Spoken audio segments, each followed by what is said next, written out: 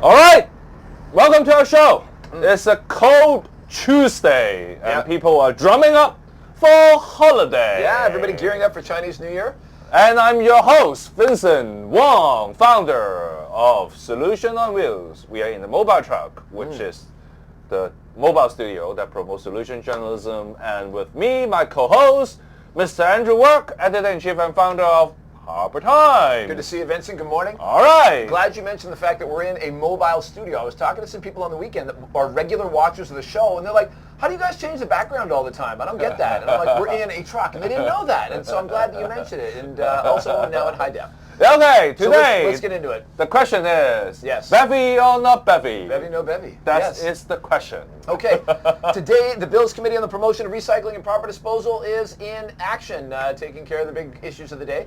Hong Kong is on this long trajectory to try and get its garbage under control.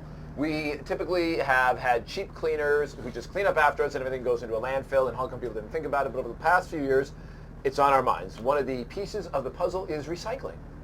And the government has kind of been promoting like this recycling center here, there. Now they're looking at glass bottles. And this is proving highly contentious with people in the beverage and bottle manufacturing sectors. Because basically they don't want to get slammed with a tax. They don't want to get slammed with a system that will force them to, collect 10 cents per bottle and then have to return it and all that, like you see in other places. I know probably a lot of our listeners are familiar with those types of programs. Maybe you could tell us more about them in the comments below. But in Hong Kong, one of the big questions is, what is a beverage? And that is what they're going to be debating today. A beverage? You think it's simple, right? A liquid that can be, if you can pour that can be like put into your mouth. Yeah. My daughter in grade 1, had little exercises where it was, circle the liquids, circle the solids in this picture, right?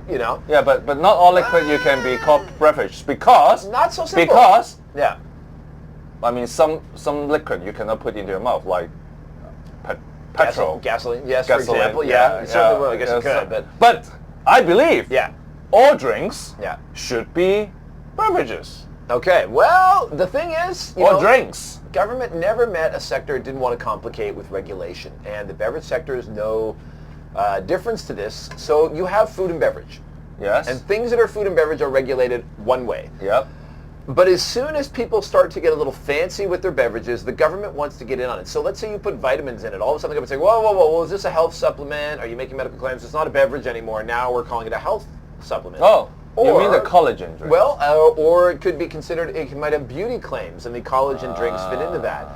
So now you have these things that are in a container, they're a liquid, you can pour them out, you put them in your mouth and drink them, but the government in the past, because of other regulations, said not a beverage. And that includes things that aren't liquids. So for example, are things that are in a syrup form, right? Okay, well that's still a liquid. Let's say it's a powder that's meant to be mixed with water. Is that considered a beverage?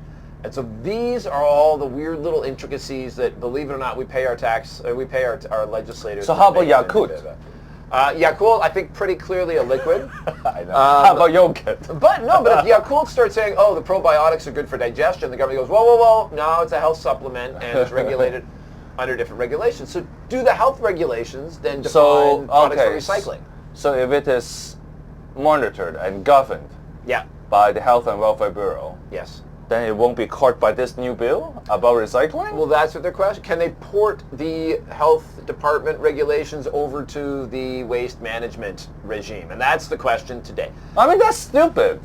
But this is how it works, because the people that don't want to pay are going to say, I mean, we wanted to get beverage, but you told us we couldn't get beverage. I don't care. I mean, if it is a bottle, it has to be recycled. Period. Normal, sensible people would agree with you, but government's gotten in there and told people that were beverages that they're not beverages. And now they're saying, we are not talking about syringe with blood or medical. No, that's completely different. Liquid or something like that. Anyway. Although you do have places where they sell like alcohol, vodka pops in syringes, but that's a whole different party thing.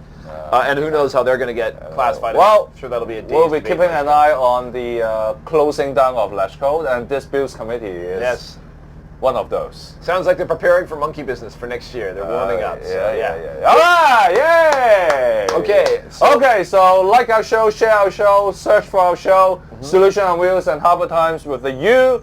Good work, Andrew. Great solutions, Vincent.